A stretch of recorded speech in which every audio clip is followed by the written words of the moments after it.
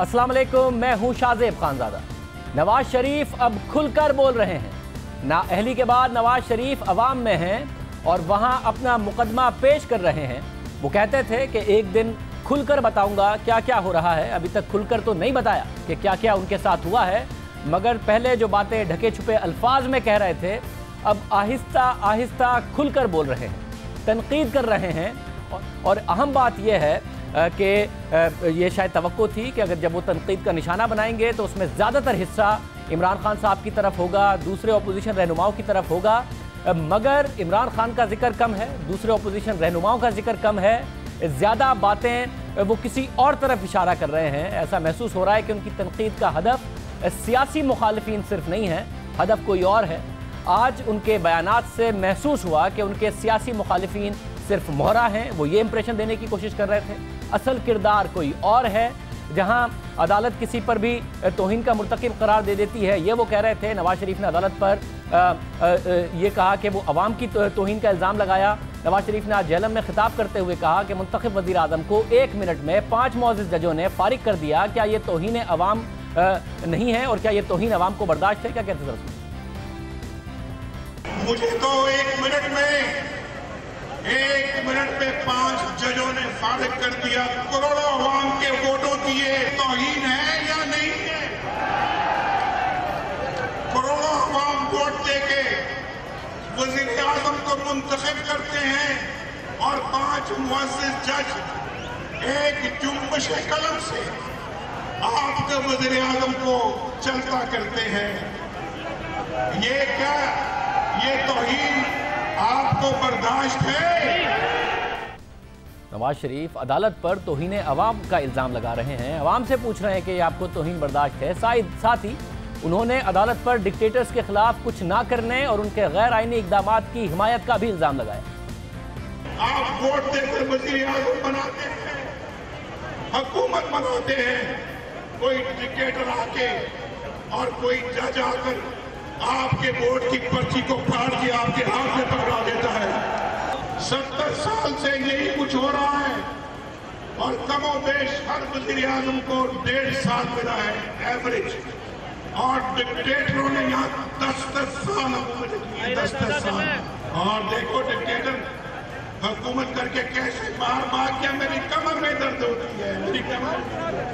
इस मुल्क के अंदर कोई अदालत है जो ऐसे डिक्टेटरों को सजा दे सके?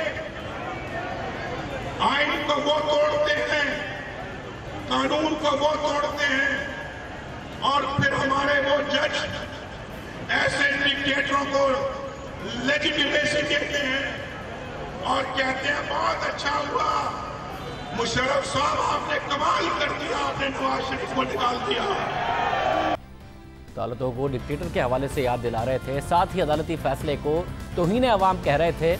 एक अहम बात यह थी कि जेलम पहुंचने पर खिताब करते हुए नवाज शरीफ ने कहा कि कुछ अल्फाज जो वो सियासी मुखालिफिन के लिए कह रहे थे, उसमें ज़ाहिर तनकीद तो की सियासी मुखालिफिन पर, मगर इशारा ये दिया कि उन सियासी मुखालिफिन के पीछे कोई और। आप जानते हैं कि जब हमने काम शुरू किया तो धरने वाले मैदान में आ गए, वो मौलवी साहब कनाडा से आ गए, वो कान कुराशी वाले और मौलवी साहब इकट्ठे हो गए। मौलवी साहब को पता नहीं हर 3 महीने के बाद पाकिस्तान का दर्द जागता है। रहते वो कनाडा में हैं, पासपोर्ट भी वहीं का है और मलका बरतानिया का हल्फे वफादारी का हल्फ उठाया हुआ है और बात पाकिस्तान की करते हैं। न जाने कौन से वो लोग हैं जो उनके पीछे लग जाते हैं।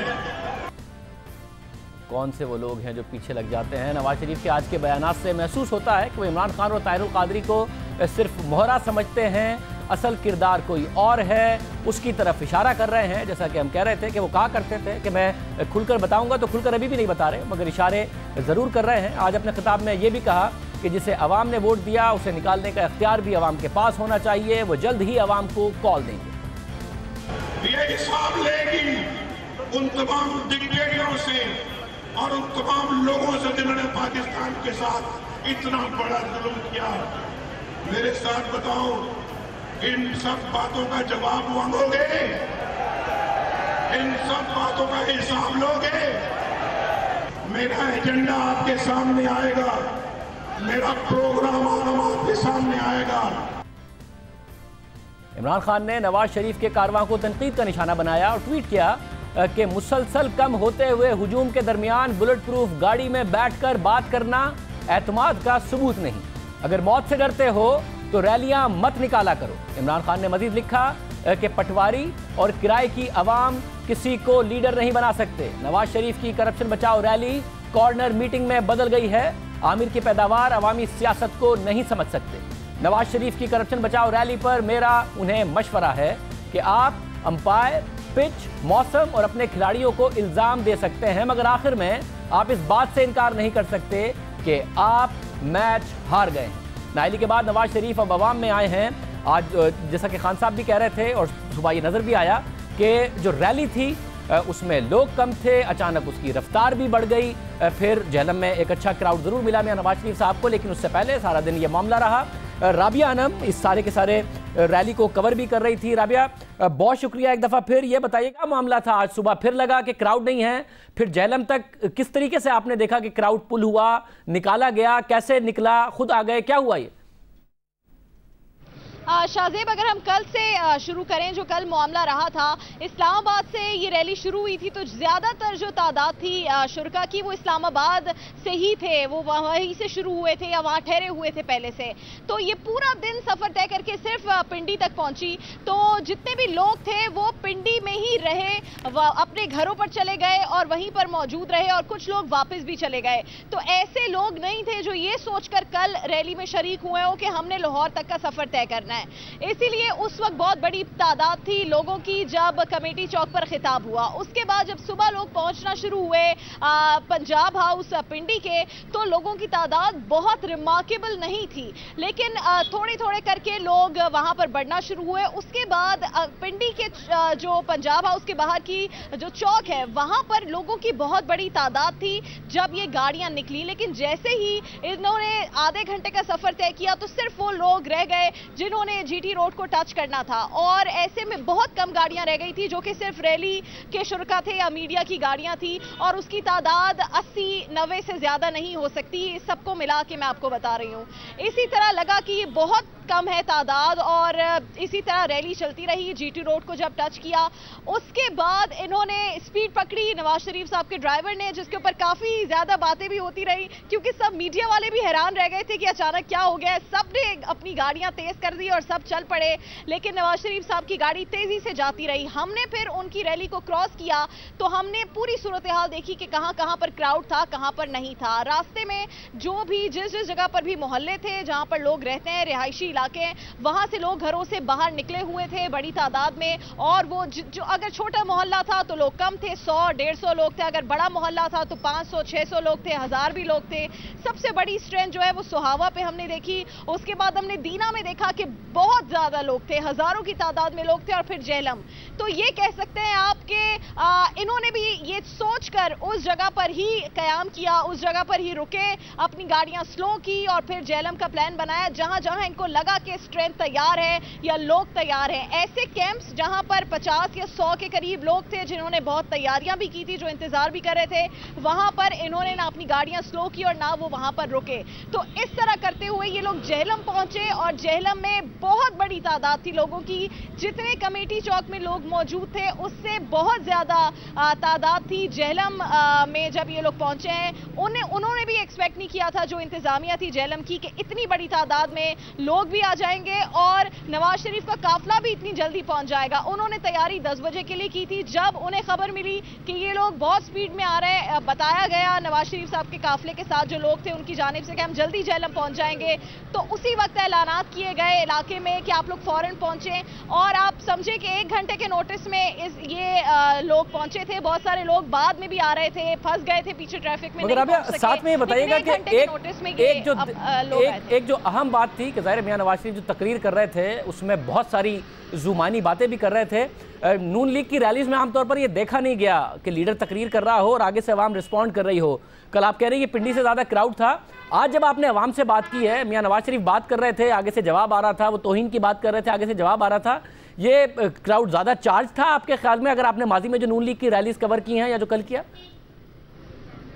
शाहजेब, ये क्राउड बहुत डिफरेंट है। मैं कल भी आपको बात बता रही थी, इमरान खान की रैलीज में हमने ये देखना शुरू किया था कि पेड क्राउड बहुत कम होता था। पेड क्राउड से मेरे मानिए है, क्योंकि इमरान खान ने ट्वीट किया, मैं इसलिए लफ्ज नहीं यूज करी, लेकिन पेड क्राउड से मेरे मानिए कि जो लोगों को बसों में भर भर कर लाया जाता है, वो क्राउड इमरान खान की रैलीज में कम होता था और हम वो भी रिपोर्ट करते थे।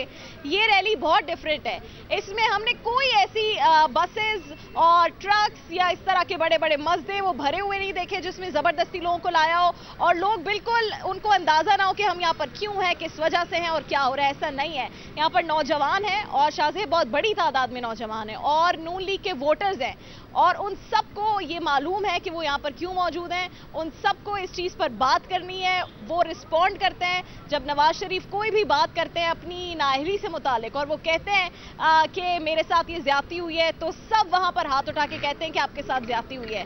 तो ये मैंने आज तक PMLN की रैली में पहले जलसों में पहले नहीं देखा है। वो जब जलसे किए जाते थे तो अपनी तरफ से नुमाइंदे लेकर आते हैं जो कारकुनान को भर भर के बसों में या जिस तरह भी वो पहुंचाते हैं, उन्हें टारगेट पूरा करना होता है कि फला ग्राउंड भरना है। अभी इनके पास कोई टारगेट नहीं है, तो ये लोग अपनी गाड़ियों में आ रहे हैं। और अभी भी अगर आप आके देखें, आपको ये पूरा जो होटल है जहां पर नवाज शरीफ रुके हुए हैं, मैं इस होटल के बिल्कुल बाहर मौजूद है। यहाँ पे आपको कोई बस नहीं दिखेगी, कोई सुजुकीज नहीं दिखेंगी जिसके अंदर लोग भरे हुए हैं। वो सब अपनी गाड़ियों में आए हुए हैं, खुद यहाँ पर एंजॉय कर रहे हैं, खुद खाने खा रहे हैं। So this is like different for me also, और जितने भी जर्नलिस्ट मेरे साथ हैं उनके लिए भी बहुत डिफरेंट है। बहुत शुक्रिया। राबिया हम बता रही थी कि मुख्तलिफ इस वक्त माहौल नजर आ। सुबह वाकई क्राउड कम था। ये गाड़ी तेज क्यों चली मियां नवाज शरीफ की? आज BBC उर्दू पर इस हवाले से खबर थी कि कोई आया, साद रफीक साहब को उन्होंने पैगाम दिया, साद रफीक साहब मियां नवाज शरीफ साहब के पास गए, उन्होंने उनको पैगाम दिया और उसके बाद ये काफिला बहुत तेजी से आगे बढ़ा। वो क्या पैगाम था, क्या ऐसा मामला था, ये साद रफीक साहब से पूछेंगे। साथ ही शेख रशीद अहमद साहब हमारे साथ मौजूद होंगे। वो कह रहे हैं कि ये क्राउड बहुत कम है, मगर अगर नवाज शरीफ साहब बाहर निकले हैं, अपना एक नैरेटिव दे रहे हैं, बतौर वज़ीर आज़म नहीं दिया करते थे, खामोश होते थे, तो क्या अपोजिशन परेशान है या अपोजिशन मुतमईन है? कोई ऐसा मामला नहीं है। शेख रशीद साहब के सामने ये सवाल रखेंगे। साद रफीक साहब भी हमारे साथ मौजूद होंगे। देख लीजिए।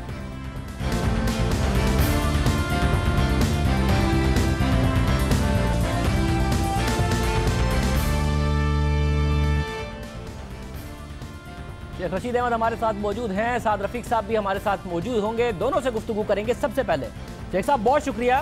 शेख साहब, ये वज़ीर आज़म हाउस में बैठे रहते थे मियां नवाज शरीफ साहब, वो आप लोगों के लिए ज़्यादा बेहतर थे या ये अब जो सड़कों पर आ गए हैं, अग्रेसिव अंदाज में तकरीर कर रहे हैं? नून लीग कहती है अभी ये घर जाएंगे, उसके बाद जलसों का एक सिलसिला शुरू होगा, तो ये ज़्यादा अच्छे हैं या वो ज़्यादा बेहतर थे? नुकसान तो नहीं हो गया आप लोगों को?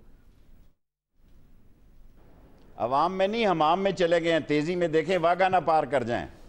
एक सिरा जो रैली का था अफगानिस्तान में था और दूजा उधर वाघा बॉर्डर पे था। क्या बातें कर रहे हो यार, नाकाम तरीन रैली है। जो इसका इमेज था, जो इनकी इज्जत और वकार और भरम था, वो भी ज़ाया कर लिया।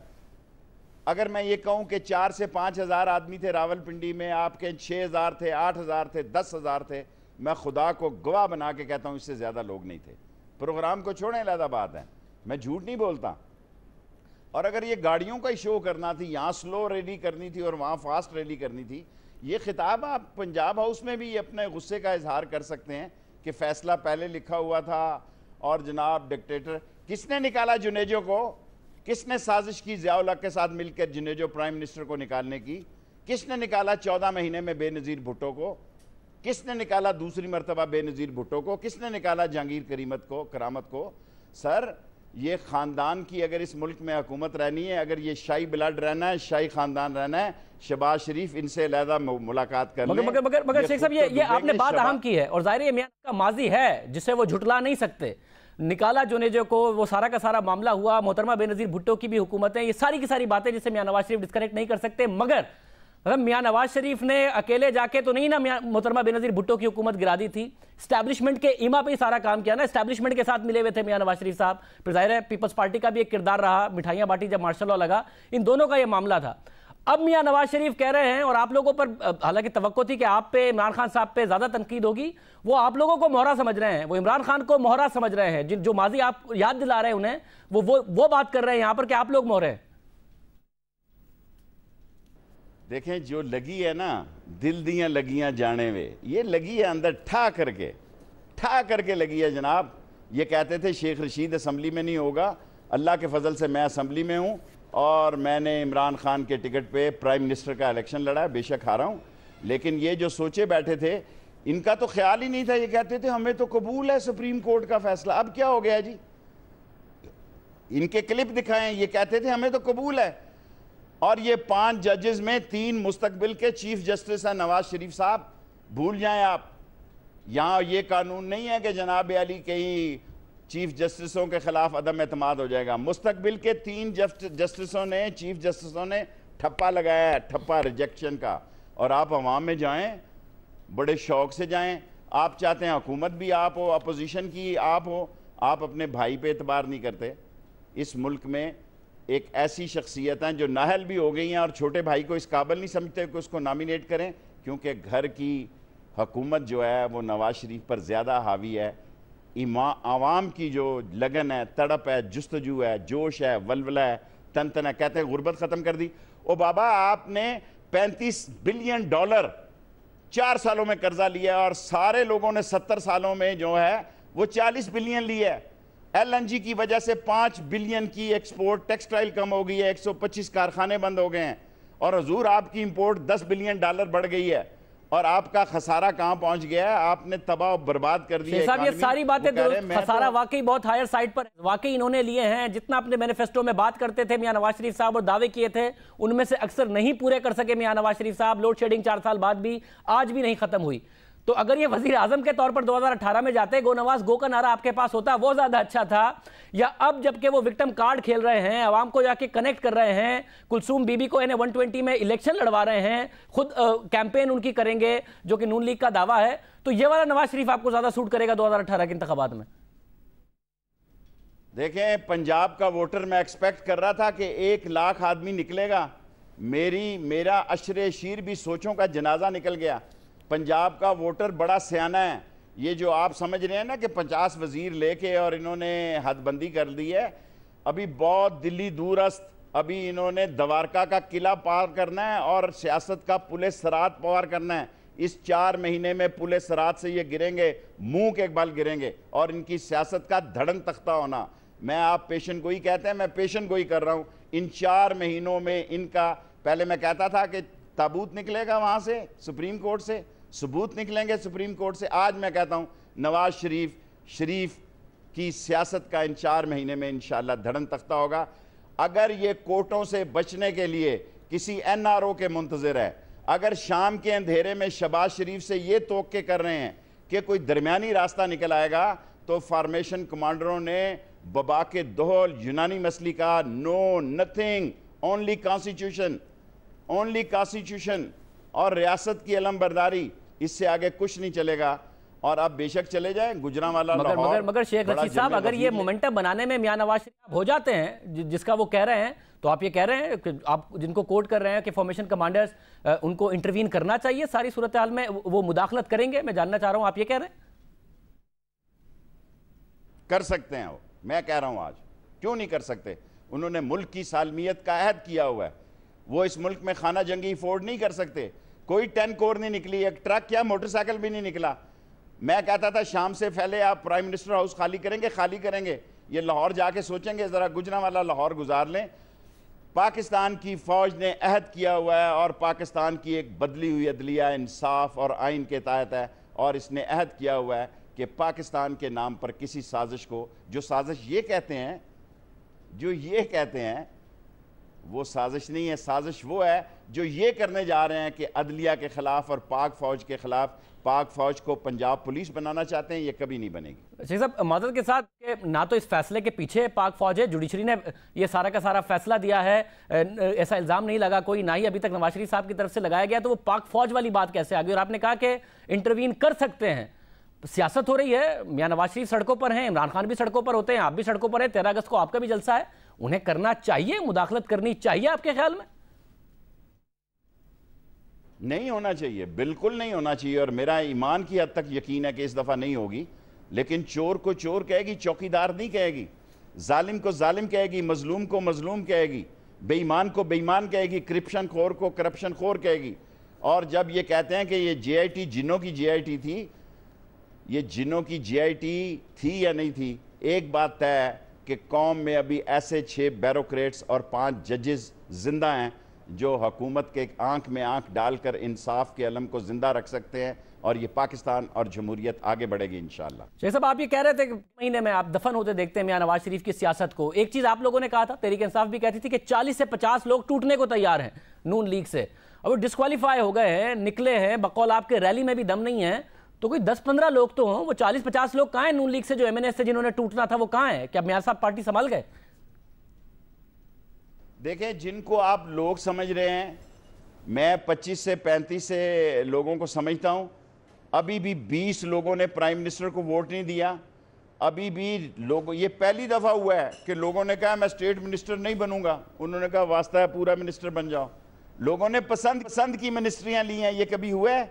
मैं 7 दफा वजीर रहा हूं, मैं सोच भी नहीं सकता कि मैं ये कहूं जनाब मैंने ये रेलवे लेनी है या मैंने इंफॉर्मेशन लेनी है। ये कैप्टन का फर्ज है कि उसने कहाँ खिलाना है। जब कैप्टन की टीम इतनी मुर्दार हो जाए, अभी देखें शायद खाकान के साथ LNG का मैं क्या करता हूँ, इंतज़ार करें चंद हफ्ते। अभी मैं इमरान खान के 13 अगस्त के जलसे में बिजी हूँ, इससे मैं फारिग हो जाऊँ, मैं आपको बताऊँगा कि ये चोरों की गंड है, गठड़ी है पूरी। और ये जो शराफत का रूप धारे बैठे हैं 747 की कमीशन से ब्लू एयर निकाल कर, और ब्लू एयर से ये LNG 15 साल के लिए निकाल कर, ये हमारी जोंकें हैं जो खून चूस रही हैं और जमहूरियत के नाम पर चूस रही हैं। जमहूरियत आगे बढ़नी चाहिए, चोर जो है कानून की पकड़ में आने चाहिए। अच्छा, तो शेख साहब आप ये कह रहे हैं मियां नवाज शरीफ साहब जो रैली लेके निकले हैं, उसके बाद अगर इनका जलसों का प्लान भी है, उसके बाद अगर कुलसूम नवाज साहिबा की कैंपेन भी होती है NA 120 में, उसके बावजूद 2018 के इलेक्शन में आप मियां नवाज शरीफ साहब को एक फैक्टर देखते ही नहीं है, उनकी सियासत उससे पहले खत्म होता देखते हैं। 4 महीने आप कह रहे हैं, तो 2018 के इंतखाबात में फैक्टर नहीं होगा नवाज शरीफ? नहीं होगा इंशाअल्लाह ताला। इन 4 महीनों में ये फारिग हो जाएंगे। अगर ये समझ रहे हैं कि ये निज़ाम लपेट दिया जाए और जमहूरियत के लिए ये ख़तरा पैदा कर देंगे, तो सबसे बड़ा ख़तरा जो है नवाज शरीफ साहब के लिए होगा। और सारी पार्टियां इनके साथ हैं। फजलुर रहमान को कोई अपोजिशन नहीं मानता, असफंद को नहीं मानता, शेरपाओ को नहीं मानता। पीपल्स पार्टी का क्या रोल है ये मुस्तकबिल में पता लगेगा। 2 आदमी जेन्युइन अपोजिशन है, एक का नाम है इमरान खान, दूसरे का नाम है शेख रशीद जो इमरान खान के साथ है। इस निज़ाम को नवाज शरीफ ख़तरा ज़रूर पहुँचा सकते हैं, लेकिन अभी क्राउड इस काबिल नहीं कि इस निज़ाम को ख़तरा लाहक हो जाए। और इंशाअल्लाह ताला अल्लाह को मंजूर हुआ ये निज़ाम भी आगे चलेगा, मुल्क भी आगे चलेगा।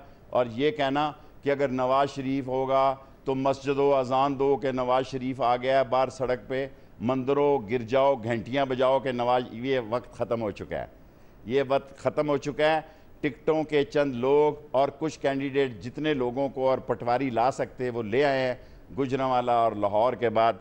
इनकी रुखसती जो है जाती उम्रा में, उसके बाद जो इनकी सियासत होगी वो आपके सामने है। ये मसले पैदा करेंगे, ख़ानदान की फैमिली के कहने पे सियासत कर रहे हैं। ये ना निसार के कह में है, ना शहबाज के कह में है, ना किसी के कह में है। और ये ज़हनी तौर पर उस जगह पहुँच गए हैं जहाँ गलत फ़ैसला करना इनकी सरिश्त और इनके मिजाज में शामिल हो गया है, जो इनको 4 महीनों में ले डूबेगा इंशाअल्लाह ताला। शेख रशीद साहब बहुत शुक्रिया। शेख साहब हमारे साथ मौजूद थे। 4 महीने में नवाज शरीफ साहब की सियासत डूबते देखते हैं। आज जैसा कि हम बात कर रहे थे, रैली में एक ये मामला हुआ कि शुरू में तादाद कम थी, अचानक स्पीड बढ़ गई। कहा गया कि 120 किलोमीटर फी घंटा की रफ्तार से अचानक रैली जा रही है। BBC उर्दू की वेबसाइट पर एक खबर आई कि एक पुलिस स्क्वाड के एक एहलकार ने नाम जाहिर ना करने पर बताया कि वफाकी वजीर साद रफीक जब कचहरी चौक पर पहुंचे तो चंद अफराद उनसे मिलने आए, उन्हें अपने साथ ले गए। कुछ देर बाद साद रफीक वापस आए और उन्होंने जाकर वजीर आजम की गाड़ी में बैठे और उसके बाद उनका काफिला बहुत तेज रफ्तारी से गुजर गया। रास्ते में मुंतजिर इस्तकबाली पार्टियां धरी के धरी रह गई। ये मामला क्या हुआ था, इस पर भी बात करेंगे और आगे क्या प्लान है। साद रफीक साहब हमारे साथ मौजूद हैं। साद रफीक साहब बहुत शुक्रिया। साहब किस हद तक दुरुस्त है अचानक के बहुत तेजी से स्पीड पकड़ी और रास्ते में भी कुछ काफिले थे, उन्हें भी आप लोगों ने मिस किया, डायरेक्ट जेहलम के आसपास पहुंचे दीना, ये क्या वजह हुई थी? क्या किसी ने कुछ कहा आपको, क्या कहा? शाहज़ेब साहब मेरी अगर आप बात पे एतबार फरमाएं, मुझे झूठ बोलने की कोई जरूरत नहीं है। मामला ये है कि प्रोसेशन की रफ्तार बहुत ही स्लो थी, बल्कि डेड स्लो थी। तो मुझे कहा गया कि जाके आगे देखूं कि आखिर सूरत हाल क्या है। तो जाहिर है मैं जब उतरूंगा, बाहर जाऊंगा, तो सिक्योरिटी वाले मुझे एस्कॉर्ट भी करेंगे और ये मेरा इस्तेहकाक भी है। और मैं वजीर ना भी हूँ तो हर सियासतदान को इस तरह की सिचुएशन में सिक्योरिटी हुकूमत जो भी वो देती है। बहरहाल वो 2-3 पुलिस मुलाजम मेरे साथ गए होंगे। आगे हमारे कुछ लोग खैर से खिताब फरमा रहे थे और तकरीरें कर रहे थे, मैं नाम नहीं लेना चाहता, हमारे कुछ अरकान असेंबली, तो मैंने उनसे कहा कि मेहरबानी करके ये तकरीरें खत्म करें क्योंकि हमें आगे पहुंचना है। और क्योंकि कल हम बहुत लेट हो गए थे, लोग कई घंटे इंतजार करते हैं तो उनकी भी दिक्कत है, फिर जो ट्रेवलर्स हैं उनको भी हम नहीं चाहते कि ज्यादा दिक्कत, तो इतनी सी बात थी। सो उनको रवाना किया, मैं वापस आके मियां साहब की गाड़ी में बैठ गया और हमारी ख्वाहिश थी कि हम वक्त पे दीना और जेल में पहुंच जाएं जहां बड़े बड़े जलसे हमारा इंतजार कर रहे थे, हजारों की तादाद में लोग वहां वेट कर रहे थे। इतनी सी बात। अच्छा साहब साहब, साथ में ये बताइएगा कि ये जो प्लान है पूरा का पूरा, इसके हवाले से आपको याद होगा जब मियां नवाज शरीफ साहब की तकारीर हो रही है कि आपसे 2-3 इंटरव्यूज में ये बात हुई कि मियां साहब कब करेंगे जो साजिश की बात करते हैं, और हम आपसे बार बार कहते थे कि डिस्क्वालीफाई होंगे तभी बोलेंगे, लगता है उसके अलावा बोलेंगे नहीं, क्योंकि धरने में भी बचने के बाद नहीं बोले थे। तो फाइनली मियां साहब बोल रहे हैं मगर फिर दबे दबे अल्फाज में। तो ये एक ऐसा सिलसिला है कि जब लाहौर तक पहुंचने तक मियां नवाज शरीफ और खुल जाएंगे, और अब तक तो ये बता रहे हैं कि ये जो सामने अपोजिशन है ये मोहरे हैं, मगर उसके पीछे कौन है ये भी बता देंगे। शायद भैया बात ये है कि हमें तो एक फैसले के नतीजे में डिस्क्वालीफाई करने की कोशिश की गई है, वो कोशिश कामयाब हुई है या नहीं हुई इसका फैसला तो होता जा रहा है। हम अपने घर जा रहे हैं और लोग कह रहे हैं कि वो इस डिस्क्वालिफिकेशन को तस्लीम नहीं करते। अवाम की अदालत जो है, जिसे ये पटवारियों का जलसा कह रहे हैं, बेहया लोग, ये शेख रशीद तो बहुत ही बेहया आदमी है, यानी माजरत के साथ मैं कह रहा हूँ, वो भी बहुत कुछ कहता है, मैंने तो सिर्फ बेहया कहा, मैं कुछ और कहना चाहता था लेकिन कह नहीं सकता। सर ना कीजिए ना, पर्सनल अटैक ना कीजिए, आप कमेंट कर लीजिए, उन्होंने भी पर्सनली कुछ नहीं कहा आपको मेरे में आगे उससे छोड़े आप। तो गुजारिश ये है कि हमें तो डिस्क्वालीफाई करने की कोशिश की गई है, हम किसी को डिस्क्वालीफाई नहीं करवाना चाहते, लेकिन हम ये जरूर चाहते हैं कि पाकिस्तान में लोगों के वोट का एहतराम किया जाए। और जो हर वजीर आजम की तज़हीक और तौहीन की गई है, कभी फैसले के नतीजे में, कभी मार्शल लॉ के नतीजे में, कभी किसी और साजिश के नतीजे में, ये कहानी खत्म होनी चाहिए। और इसमें कोई शक नहीं है, ये मानना पड़ेगा कि सियासी खिलाड़ी इसका मोहरा बनते हैं। देखिए ना, अगर इमरान खान, तारुल कादरी तो किसी खाते में नहीं आता, उसका सियासत से कोई ताल्लुक ही नहीं है। इमरान खान जिसने 74 लाख वोट लिया है, वो अपनी इमेच्योरिटी की बुनियाद पर या शायद दानिस्ता साजिश का हिस्सा है, वो एक मोहरा बन जाएगा, वो पिटीशन करेगा, वो अपनी लड़ाई को ले जाएगा, सियासी लड़ाई को अदालत में, तो फिर कोई ना कोई नतीजा निकलेगा। आज हमारे खिलाफ आया नतीजा, कल उसके खिलाफ नतीजा आएगा।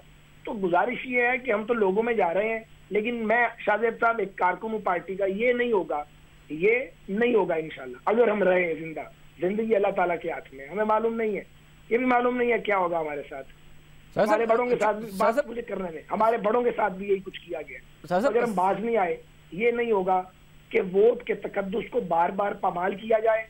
नवाज शरीफ साहब अपनी बहाली के लिए कोई जद्दोजहद नहीं कर रहे, वो रिकॉर्ड पर है, मगर आइंदा वज़ीर आज़म के साथ ये सलूक नहीं होना चाहिए। तमाशा बंद होना चाहिए वज़ीर आज़म की बेइज्जती का और लोगों के वोट की बेइज्जती का। मगर इस पूरी जद्दोजहद में चौधरी निसार क्यों नहीं आए, और मियां नवाज शरीफ साहब चौधरी निसार के हल्के में क्यों नहीं गए? वो तो असेंबली चले गए। इतनी बड़ी जद्दोजहद अगर आपकी है, क्यों कह रहे हैं, आप कह रहे हैं कि नवाज शरीफ साहब नहीं रिस्टोर होना चाहते, अब ये मुस्तकबिल के वज़ीर आज़म के लिए है, आप जैसे सीनियर रहनुमा साथ हैं, बाकायदा साथ हैं, जो निसार नहीं आए वो नाराज थे या मियां साहब उनसे नाराज थे? एक तो जी मैं आपको अर्ज करूं कि चौधरी निसार साहब बिल्कुल नाराज नहीं है, वो पंजाब हाउस में मियां साहब के साथ मुशावरत में सफर से पहले पंजाब हाउस में मौजूद रहे हैं, मुलाकात रही है।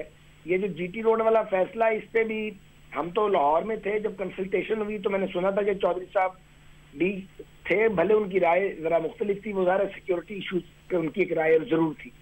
दूसरी, उनका हल्का नोट कर रहे हैं, उनके हल्के को हमने क्रॉस भी किया है, और अभी भी जीटी रोड पर चौधरी निसार अली खान साहब की तस्वीर के बड़े बड़े होर्डिंग लगे हुए हैं नवाज शरीफ साहब के साथ। उनकी कॉन्स्टिट्यूएंसी के चेयरमैन, वाइस चेयरमैन और कारकुनों ने चौधरी निसार अली खान साहब की सुपरविजन में ही, उनकी हिदायत के मुताबिक ही अपने पार्टी कायद का इस्तकबाल किया। तो ऐसा कोई बात, एक और बात, सीनियर लीडरशिप मौजूद है, अभी हमने इकट्ठे खाना खाया है, पीर साबर शाह साहब, सरदार मेहताब अब्बासी साहब, मुशाहिदुल्लाह खान साहब, वजीर आजम आजाद कश्मीर जो है वो 2-3 घंटे पहले वापस गए हैं, वजीर आला गिलगित बिल्तिस्तान भी हमारे काफिले का हिस्सा है, परवेज रशीद साहब और बहुत से दूसरे साथी जो हैं, आसिम इकबाल साहब भी सुबह सी ऑफ करने में साथ थे। कुछ लोगों की ड्यूटी है, सरकार का काम भी तो चलाना ना, सारे लोगों ने मार्च में शहीद तो नहीं हो जाना। नहीं, मगर चौधरी साहब वजीर है नहीं, मगर चौधरी साहब तो फारिग है ना, वजीर नहीं बने, वो फिर भी नहीं आ रहे। आपको किसने कह दिया चौधरी निसार साहब फारिग है? उन्होंने सुन लिया, वजीर नहीं है, कोई हुकूमती ओहदा नहीं है उनके पास, सरकार का काम नहीं चलाना उन्होंने, फिर भी नहीं आ रहे। सियासत तो कर रहे हैं ना माशाल्लाह। तो ये सियासत तो आप लोग कर रहे हैं, सियासत तो आप लोग कर रहे हैं, ये सियासत है आपके साथ नहीं। करने तो बाद ही सियासत जी चौधरी निसार साहब नाल मशवरा करने तो बाद ही सियासत की जगह बाद में। Don't worry. बहुत शुक्रिया। साद रफीक साहब हमारे साथ मौजूद थे, राना जवाद साहब हमारे साथ मौजूद हैं, जियो न्यूज़ उनसे पूछते हैं ये मामला क्या है।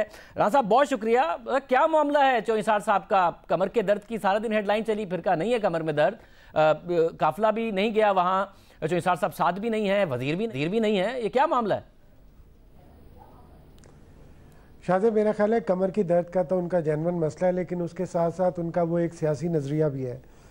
देखें, जब ये डिस्क्वालिफिकेशन हुई थी तो उस दौरान आपको पता है कि काफ़ी ज़्यादा इशूज़ सामने आए थे। उसके बाद फिर मुलाकात हुई शहबाज शरीफ साहब की, खाकान अब्बासी साहब की, साद रफ़ीक साहब की, और फिर निसार साहब ने प्रेस कॉन्फ्रेंस में कहा भी जो उन्होंने कहना था। अब असल बात ये हुई कि जब ये डिस्क्वालिफिकेशन के बाद पार्टी में बैठे, उनकी 1-on-1 मीटिंग्स भी हुई मियां नवाज शरीफ साहब के साथ, ग्रुप की सूरत में मीटिंग हुई। उनका ये ख्याल था कि जीटी रोड को अवॉइड करना चाहिए, उनका ये ख्याल था कि सियासी शोडाउन को अवॉइड करना चाहिए, उनका ये ख्याल था कि लाहौर जाना चाहिए, मोटरवे भी उतनी ही सेफ़ है, और सिक्योरिटी के लिए पार्टी को अगर मुतहरिक करना है और जाके 14 अगस्त को एक जलसा किया जा सकता है लाहौर में, जिसमें वो सारी बातें कही जा सकती हैं।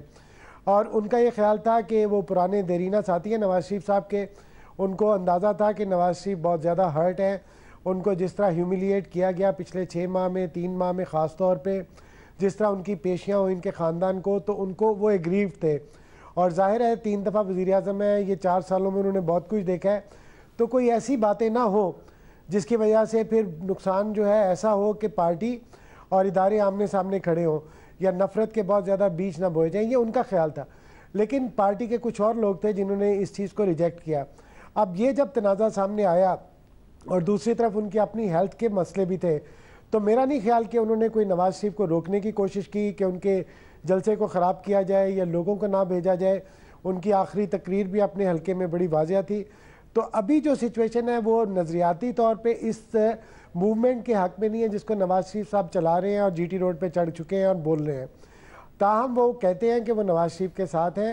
यानी आप ये कह रहे हैं कि चौधरी साहब ये नहीं चाहते कि मियां नवाज शरीफ जाहिर है जो तकरीरें कर रहे हैं आहिस्ता आहिस्ता खुल रहे हैं, ये वाला मामला करें। वो चाहते हैं अभी भी मियां नवाज शरीफ साहब वैसे ही हों जैसा कि पहले नहीं अगर खुल के बोलते थे, वो ना ये बातें करें जो कर रहे हैं मियां नवाज शरीफ। ये चौधरी साहब चाहते हैं जी, वो यही चाहते हैं। मेरा ख्याल है कि वो इसलिए भी ये समझते हैं कि उनका अपना एक पॉलिटिक्स के अंदर लोगों का नज़रिया होता है, उनका भी अपना एक नज़रिया है कि इससे इदारों के अंदर मुखासमत बढ़ सकती है, इसके अंदर और कशीदगी आ सकती है और उसके कॉन्सिक्वेंसेस जो हैं वो पार्टी के ऊपर भी आ सकते हैं। वो जाहिर है उनकी बात को मियां नवाज शरीफ साहब ने रिजेक्ट किया, नहीं माना, लेकिन उसके बावजूद ये नहीं आया निसार साहब की तरफ से बयान कि वो इस बात की वजह से पार्टी से अलहदा हो रही है, नवाज शरीफ साहब के खिलाफ कोई महाज खोल रहे हैं या पार्टी के अंदर कोई और चीज़ कह रहे हैं।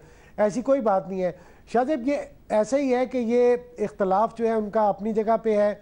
मेरा ख्याल है कि जब उनकी तबीयत बेहतर होगी, साद रफ़ीक साहब अभी कह रहे थे, मेरा ख्याल है वो लाहौर भी जाएंगे, उनकी मुलाकात भी होगी और वो अपना पॉइंट ऑफ व्यू देते रहेंगे।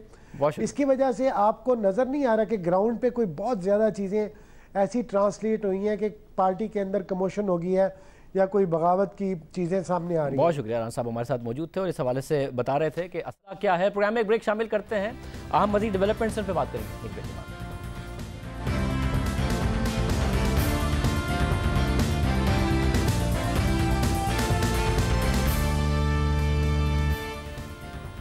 अदलिया के जजेस खुद अपने मातहतों और अपनी वकला बरादरी के कुछ अनासिर की जानिब से हमलों की जद में। कमरा अदालत में जजेस के साथ वकला की बदतमीजियां, इहाता अदालत में साइलों और पुलिस एहलकारों के साथ दस्त दराजियों के वाकयात तवातुर के साथ सामने आने लगे हैं। और ऐसा ही एक वाकया गुज़िश्ता माह मुल्तान में हुआ और अब बढ़ते बढ़ते एक खतरनाक सूरत इख्तियार कर गया है।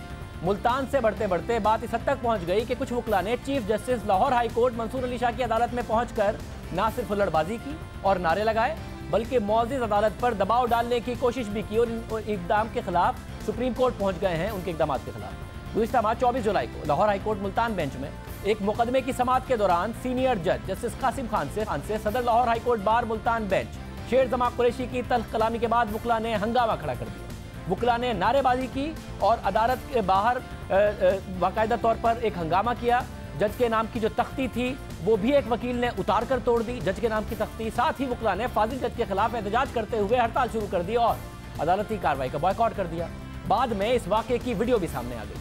Chief justice Lahore high court justice Mansoor Ali Shah ने मुल्तान में जज के साथ वुकला की बदतमीजी और हड़ताल का सख्त नोटिस लिया और मुल्तान बेंच में काम बंद करने का हुक्म देते हुए मुल्तान के तमाम जज साहिबान को Lahore high court principal seat पर काम करने की हिदायत जारी की। मुल्तान में जज के साथ बदतमीजी के नोटिस और वहां अदालती कार्रवाई मुअत्तल करने के फैसले पर वुकला chief justice Lahore high court Mansoor Ali Shah के खिलाफ हो गए। Chief justice Lahore high court justice Mansoor Ali Shah ने 3 रोज बाद मुल्तान बेंच बहाल कर दिया, लेकिन वुकला की हड़ताल जारी रही। फिर चीफ जस्टिस ने तौहीन अदालत केस की समाअत के लिए बेंच तश्कील दिया और शेर जमा कुरैशी और दीगर को तलब किया, लेकिन ये पेश नहीं हुए। और फिर 2 अगस्त को लाहौर हाई कोर्ट में तौहीन अदालत केस की समाअत के मौके पर मुल्तान और लाहौर के कुछ वुकला chief justice Lahore high court justice Mansoor Ali Shah की अदालत पहुंच गए और कोर्ट रूम नंबर 1 में हुल्लड़बाजी की और अदालती शख्सियात के खिलाफ नारे लगाए। चीफ जस्टिस के सामने कोर्ट रूम नंबर 1 में और मुबैना तौर पर नाजेबा अल्फाज इस्तेमाल किए। अदालत में शेर जमा की अदम पेशी पर समाअत 11 अगस्त तक मुलतवी कर दी गई और सीनियर जज से वुकला की बदतमीजी के केस में Lahore high court bar association Multan के सदर शेर जमा और सेक्रेटरी कैसर अब्बास काजमी को 11 अगस्त को तलब कर दिया। पहले मुल्तान बेंच के जज और फिर चीफ जस्टिस लाहौर हाईकोर्ट के खिलाफ बदतमीजी करने के बाद भी वुकला का ये गिरोह रुका नहीं। 2 रोज पहले डिस्ट्रिक्ट बार एसोसिएशन मुल्तान में जनूबी पंजाब के वुकला कन्वेंशन हुआ, जिसमें तौहीन अदालत के नोटिस की वापसी समेत दीगर मुतालबात तक हड़ताल जारी रखने और चीफ जस्टिस पाकिस्तान से मामले का नोटिस लेकर करारदादें मंजूर की गई। साथ ही शेर जमा कुरैशी और डिस्ट्रिक्ट बार एसोसिएशन के सदर की तरफ से सुप्रीम कोर्ट में गुज़िश्ता रोज पटिशन दायर कर दी गई कि chief justice Lahore high court के चीफ जस्टिस मंसूर अली शाह के मुल्तान बेंच में काम रोकने के फैसले को मनसूख किया जाए। और पटिशन में यह मौक़िफ़ अख्तियार किया गया है कि chief justice Lahore high court Mansoor Ali Shah ने गैर आईनी इक़दाम किया है और अपने ओहदे के हल्फ से इनहराफ किया है। पटिशन में सुप्रीम जुडिशल काउंसिल से दरख्वास्त की गई है कि chief justice Lahore high court registrar को आइन के आर्टिकल 209 के तहत इख्तियारात के गलत इस्तेमाल पर बरतरफ किया जाए। वुकला कह रहे हैं कि chief justice Lahore high court ने अगर मुल्तान बेंच के एक जज के साथ बदतमीजी पर, उनके बाहर लगी हुई तख्ती उतार के फेंकने पर, फिर नारेबाजी करने पर, फिर हुल्लड़बाजी करने पर, जजिस को ब्लैकमेल करने की कोशिश पर अगर चीफ जस्टिस ने नोटिस लिया है तो सुप्रीम कोर्ट ऑफ पाकिस्तान के chief justice Lahore high court के खिलाफ नोटिस लें और उन्हें बरतरफ करें।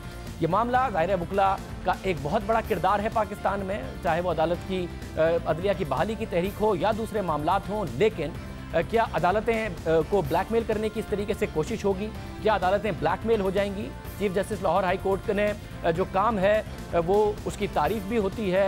ये भी कहा जाता है कि उनके आने के बाद बहुत तेज़ी से मुकदमात आगे बढ़ रहे हैं, जो पेंडेंसी होती थी उसमें बहुत तेज़ी से कमी आई है। क्या उनके खिलाफ ही कार्रवाई करने का अगर वुकला मुतालबा करेंगे तो जस्टिस का निज़ाम इससे आगे बढ़ेगा? फैसल नकवी साहब हमारे साथ मौजूद हैं, वकील सुप्रीम कोर्ट हैं। फैसल नकवी साहब बहुत शुक्रिया। किस तरह देख रहे हैं आप इस मामले को? वुकला बिरादरी ही एक चीफ जस्टिस साहब के खिलाफ सामने आ गई है, किस तरह देख रहे हैं? जी, हम इसकी मजम्मत करते हैं। हमको 200 वकील हैं, हमने एक मजम्मती बयान भी आज अखबार में भी निकाला है, कल भी निकाला था। हम यही कहना चाहते हैं कि सारे वुकला जो हैं वो इस तरह की हंगामा आराई में शामिल नहीं है। बहुत सारे वुकला ऐसे हैं जो कि इसकी मजम्मत करते हैं, जो कि चाहते हैं कि अदालती कार्रवाई जो है वो अदालती तरीके से हो, जो जिस तरह से वकालत चलती आई है, जो एक पेशा है, महज़ब पेशा, उसके मुताबिक चले। मतलब अब अगर आगे ये मामला है, ये सुप्रीम कोर्ट के चीफ जस्टिस से अपील कर रहे हैं कि लाहौर हाई कोर्ट के चीफ जस्टिस के खिलाफ कार्रवाई हो, उन्हें ओहदे से बरतरफ किया जाए, तो इसमें जो वुकला की बिरादरी है वो कैसे अपनी आवाज़ बनेगी? जो आप जैसे रहनुमा है जो इसकी मजम्मत कर रहे हैं कि जी जुडिशरी जो है, जजेस जो हैं वो इस तरीके से प्रेशर में ना आए और मामला आगे बढ़े। सर देखिए, पहले वुकला अगर अपने आप को संभालेंगे तो फिर हम जाके जजेस से जाके बात करेंगे। हम यही जजेस को भी दिखाना चाहते हैं, लेकिन सबसे पहले तो हमारी आवाज़ जो है वो अपने भाइयों से है कि हमारी बरादरी जो है वो अपने आप को संभाले। हमने जो बयान शाया किया है, हमने तो बार काउंसिल से कहा है और बार एसोसिएशन से कहा है कि जो अदालत में हुआ है, अगर आपने हंगामा आराई करनी है तो वो हमें मंजूर नहीं है। जिसने जो करना है वो जाके सही तरीके से करे, जाके पेश हो अदालत में, अपना बयान दे और उसके बाद कानूनी कार्रवाई करे। तो हम आवाज इसीलिए उठा रहे हैं क्योंकि हम जैसे लोग, क्योंकि पहले कुछ नहीं बोलते थे, इसलिए लोगों का ख्याल यही था कि जी वुकला जो है वो बदमाश बनते जा रहे हैं।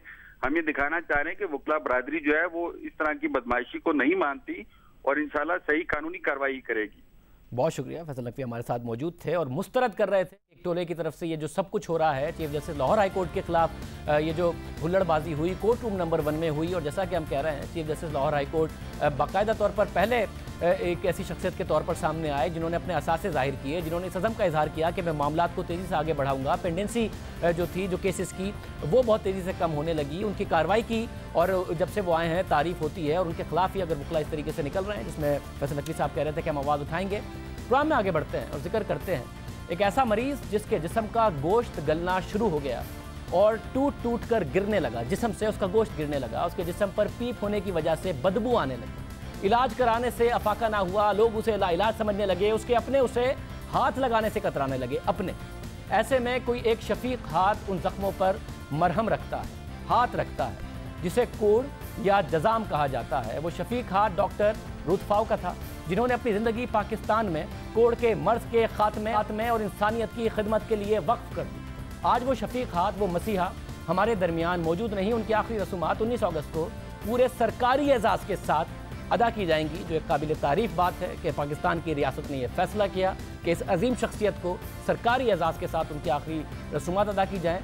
जर्मन डॉक्टर रुथ फाउ 1960 में जर्मनी से पाकिस्तान 30 साल की उम्र में उस वक्त आई जब पाकिस्तान में कोड़ के हज़ारों मरीज़ मौजूद थे। उस वक्त इस मर्ज़ को लाइलाज समझा जाता था, बाकायदा तौर पर अपने रिश्तेदार दूर हो जाते थे, लोगों को इस मर्ज़ के बारे में मुकम्मल आगाही नहीं थी। कराची में कैंट स्टेशन के बाहर रेलवे कॉलोनी के करीब एक बस्ती बना दी गई थी जहां लोग अपने मरीजों को छोड़ जाते थे, अपने घर वालों को छोड़ जाते थे। उस बस्ती में बच्चे हों, बूढ़े हों, जवान हों, मर्द और औरतें सभी इन बस्तियों में इंतहाई बुरे हालात में रहते थे। डॉक्टर रुथ फाउ जर्मनी छोड़कर पाकिस्तान आई थी 1960 में अपनी जवानी में इन मरीजों का इलाज करने के लिए, जिनसे उनके अपने खौफ खाते थे कि कहीं उन्हें भी कोड़ का मर्ज ना लग जाए। रुथ फाउ जब इन बस्तियों में पहुंची तो उनको हौसला दिया, लोगों को आगाही दी कि कोड़ के मरीज़ काबिल रहम होते हैं, काबिल नफ़रत नहीं होते, उनसे दूर नहीं भागना चाहिए, इन मरीज़ों से दूरी मुनासिब नहीं। रुथ फाउ पाकिस्तान आई, पाकिस्तान की होकर रह गई। उन्होंने अपनी सारी ज़िंदगी लोगों की खिदमत के लिए वक्फ कर दी। कराची में उन्होंने अपने साथी के साथ एक डिस्पेंसरी से कोड़ के मरीज़ों की खिदमत शुरू की और कुछ ही अरसे में अस्पताल की बुनियाद रखी। डॉक्टर रुथ फाउ पाकिस्तान में कोड़ के इलाज के सेंटर्स बनाती चली गई। ये उनकी कोशिशें ही थी जिसकी वजह से 1996 में आलमी इदारा सेहत ने पाकिस्तान को कोड़ पर काबू पाने वाला मुल्क करार दे दिया। उनकी 36 साल की मेहनत के बाद, पूरी ज़िंदगी गुजारने के बाद, यहाँ पाकिस्तान एशिया का पहला मुल्क था जिसमें कोड़ पर काबू पाया गया। हुकूमत पाकिस्तान ने 1988 में उन्हें एजाज़ी शरीयत दी। पाकिस्तानी हुकूमत की जानिब से उन्हें आला एजाज़ात से नवाजा गया। रिश्ता कुछ भी नहीं, लेकिन डॉक्टर रुथ फाउ ने मुल्क छोड़ा, अपनों से दूर आई, मरीजों के इलाज के लिए, इंसानियत की खिदमत के लिए। उनकी पूरी ज़िंदगी हम सब के लिए पैगाम है। इंसानियत का रिश्ता ही अजीम रिश्ता है। कोड़ के मर्ज की मसीहा शफीक हस्ती डॉक्टर रुथ फाउ को हम सब का सलाम है।